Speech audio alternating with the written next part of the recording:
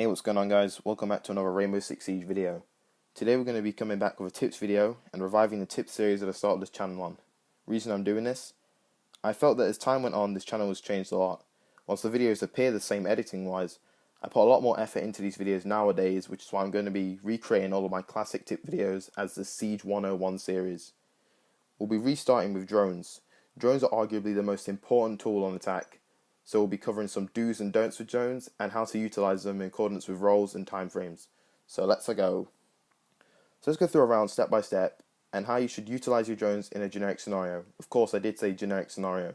You likely won't need to follow this structure to the letter in every situation. Anyway, let's talk about it.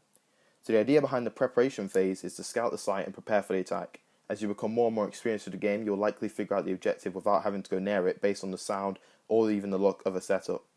A lot of the time you could even guess the objective and most likely get it right. For example, basement objectives have a high probability of getting picked first because they're the simplest to defend.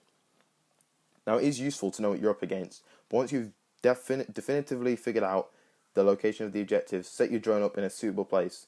There's one of three ways I'd recommend doing this. You could take the drone to your spawn point so you're able to pick it up the moment the round starts. This ensures that you have both your drones with you going towards the objective and give you more flexibility in the heat of the moment. However, not having one set up means that that's one less drone for your team to watch, and honestly the pros outweigh the cons here, so this is what I mostly do, to be honest. You could also set the drone up in the first room you'd like to push into. Ideally you want to attack a room where it's difficult for the enemy to flank you and work your way from there. This could be small tower on Oregon or stock trading room on Bank, for example, because you can't really flank those rooms. This is useful to either drone yourself in or even a friendly entry fragger. The final option is to set your drone up as though it was a regular camera. This usually means somewhere hard to reach and fairly hidden, while still giving crucial information to the team. This could mean looking over a large lobby room or hiding the drone in some vegetation. Get creative. This is risky though, because if the drone is spotted, there's nothing you can really do at that point. I'd highly recommend this if you plan to warn your team about an early run out or attempted spawn kill. It can honestly save a round. Each of these options have unique pros and cons, and I don't suggest doing one over the other. It honestly depends on the situation. I used to duo queuing Operation Chimera, where I'd play Lion and my partner would play Ash. He was, of course, the entry fragger and I was a support. So what I'd do is join him into the room where the enemy could not flank him, and he didn't have too many angles to watch. I'd pop the EE1D, send my drone ahead, and he would just kill everything. We did this very effectively on Old Clubhouse by pushing through the strip club. I can't give any specific examples, but using drones properly comes with experience.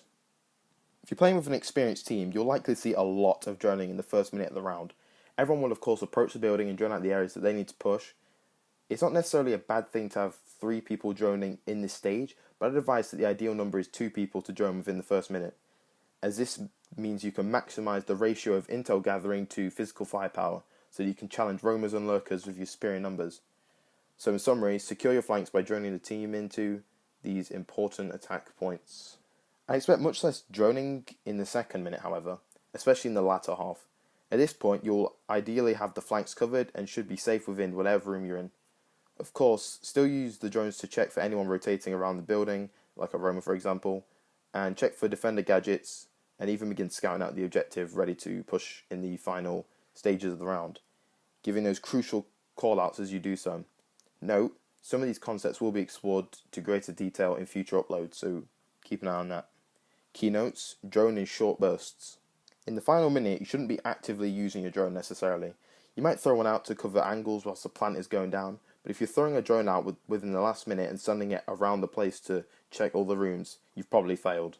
So in relation to droning, not much to say here other than to get your team on them watching those angles for when you're good for the plant.